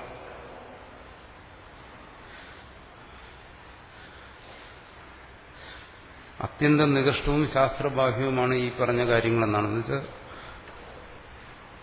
ഇനി അടുത്ത ഭാഗം മുതൽ ഭാഷ്യകാരൻ ഈ പറയുന്നവരെയുള്ള ഭാഗങ്ങൾ അത്യന്തം നികൃഷ്ടവും ശാസ്ത്രബാഹ്യവുമാണെന്ന് എന്ന് ഭാഷ്യകാരൻ തന്നെ പറയുന്ന സ്ഥിതിക്ക് പിന്നെ നമ്മളെന്തിനാണ് ചിന്തിക്കാൻ പോകുന്നത്? നല്ല കാര്യം പറഞ്ഞിട്ട് വേണ്ട അതിനെ ചിന്തിക്കാൻ പോകുന്നത് എന്തിനാ? ആ ഭാഗം ഞാനങ്ങ് വിടുകയാണ്. ഇങ്ങനെ പറഞ്ഞതുകൊണ്ട് അത്യന്തം നികൃഷ്ട ശാസ്ത്രബാഹ്യ എന്ന് പറഞ്ഞു. നികൃഷ്ടമായൊരു കാര്യത്തെക്കുറിച്ച് ചിന്തിച്ച് അത് നികൃഷ്ടമാണെന്ന് മനസ്സിലാക്കുന്നതിന്റെ ആവശ്യമില്ല. കാരണം ഭാഷ്യകാരൻ പറഞ്ഞാൽ നികൃഷ്ടമാണ്. നമ്മൾ ചിന്തിച്ചിന്നി അത് നികൃഷ്ടമാണെന്ന് മനസ്സിലാക്കാൻ എന്തിനാ സമയം കളയുന്നു? ഒന്നാമത് നമുക്ക് രണ്ടു കൂട്ടർക്കും സമയമില്ല, വേറെ പല പണികളും ഉള്ളവരാണ്. പ്രകൃതന്തു വർത്തയിഷ്യാമ. അതുകൊണ്ട് നമ്മൾ ഭാഷ്യകാരൻ പറയുന്നു, നമ്മൾ എന്താണോ ചർച്ച ചെയ്ത് വരുന്നത് ആ ഭാഗം നമുക്ക് തുടർന്ന് ചർച്ച ചെയ്യാം. എന്നുവെച്ചാൽ ഇവിടെ ഒരു 2-3 പേജ് ഞാനങ്ങ് വിട്ടിരിക്കുകയാണ്. ആർക്കെങ്കിലും ചിലർക്ക് അങ്ങനെയുണ്ട്, നികഷ്ടമെന്ന് പറഞ്ഞാൽ അറിയാനൊരു താല്പര്യം കാണും. എന്താ ഒളിച്ചു വെച്ചാൽ അറിയാൻ ഒരു ജിജ്ഞാസ ഉണ്ടാകുമല്ലോ, അതുപോലെ അങ്ങനെയുള്ളവർ ഇതിന്റെ മലയാളം വ്യാഖ്യാനങ്ങളൊക്കെ ഉണ്ട്, അതെടുത്ത് വായിച്ച് ആ രഹസ്യം മനസ്സിലാക്കി കൃതാർത്ഥത നേടുക. നമ്മൾ മുമ്പോട്ടാകുന്നത് തത്ര കേന പ്രയുക്തം ഗൃഹാതിഗ്രഹലക്ഷണം ബന്ധനം ഇത്യേതത് നിർദ്ധാരയിഷയ ആഹ. അടുത്ത ഭാഗം